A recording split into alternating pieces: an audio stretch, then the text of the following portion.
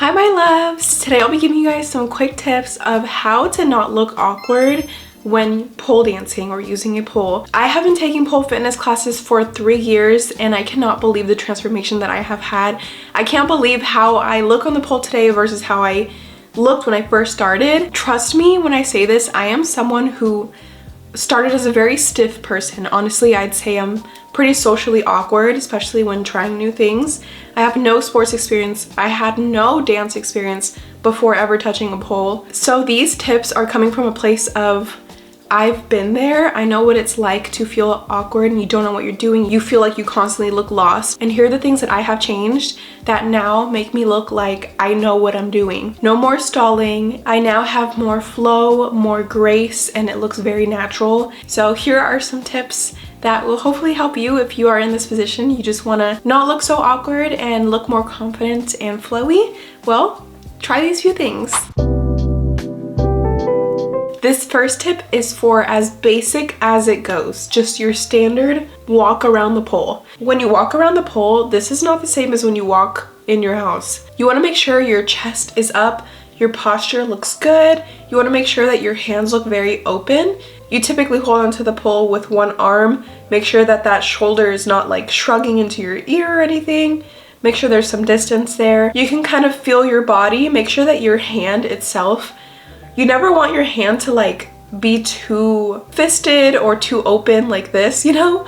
Like you want to practice just having a graceful hand. Honestly, the hands are more important than you think. Once I realized how important the hands are in pole, whether you're walking or if you're in the middle of a combo, whatever it is, hands are everything. You want to make sure they're loose.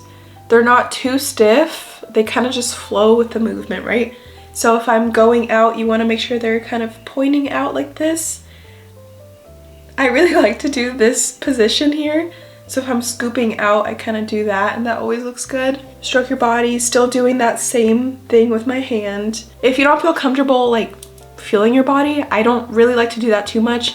I like to kind of like scoop the air and scoop it to my side. You can practice doing it in different directions. But yes, the hands, the arms are very important. Another great detail is that as you're dragging that foot that's behind you to the front, make sure you're dragging the toe and do this very slowly like you're walking through honey. This is not a fast-paced or rushed movement. Also try to incorporate your hips as you step. Do it very gently. You can also practice pivoting or changing directions around the pole and also pushing your hip as you shift the weight. And to spice things up and add a little more personality, you can also try whipping your hair when you're walking, and you can also try pole bumps or anything else that you feel really adds to your walk. Play around with this, freestyle. It'll get easier with practice, I promise.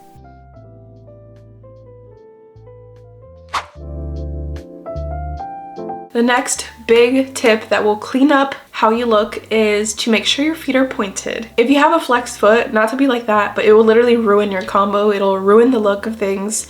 So if you have a pointed foot, you at least look a lot cleaner and a lot more presentable and like you know what you're doing. This also goes for climbing. I know a lot of people tend to flex their feet when going up on the pole, but just try to remember to keep the feet pointed. It just makes the lines look so much cleaner and it'll become much easier to do this with repetition. So it has to become a habit in your routine to keep your feet pointed. At first, I know it's very common for people to have their feet flexed. It's very obvious that someone's a beginner when they have their feet flexed. So don't worry, just keep practicing and you'll get the hang of it. Next thing you know, it'll just be like second nature to keep your feet pointed. Another great tip to make it look like you know what you're doing, a climb doesn't have to be ugly. Climbs can actually make your combo look even better than they already are.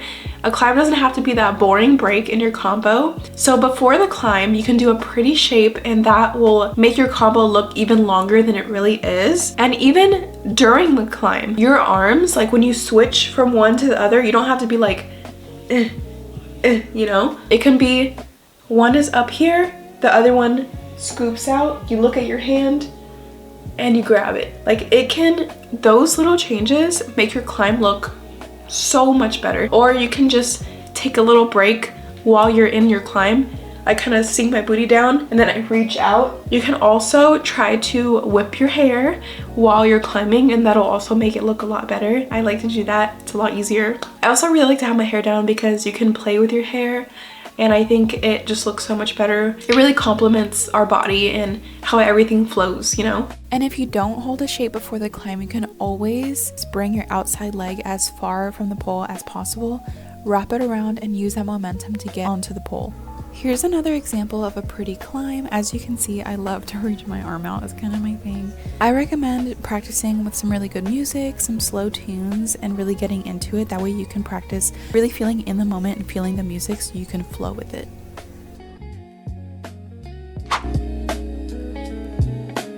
I cannot express to you how important it is for you to simply breathe, inhale, and exhale during your pole combos. I myself used to hold my breath, especially when I would come across a difficult move, and little did I know I was hindering my performance. Breathing not only makes you look better, but it also helps with your strength, your balance, and it makes you look more fluid while pole dancing. Inhale when you prepare and exhale when you're executing the move. Trust me, you will feel much more relaxed. And then there's the end of the combo. This is something that I still struggle with today. When the combo ends, it should not just be you abruptly falling onto the floor or you just stopping. Now you're like, I'm done. When you land on the ground, try to make it slow and controlled.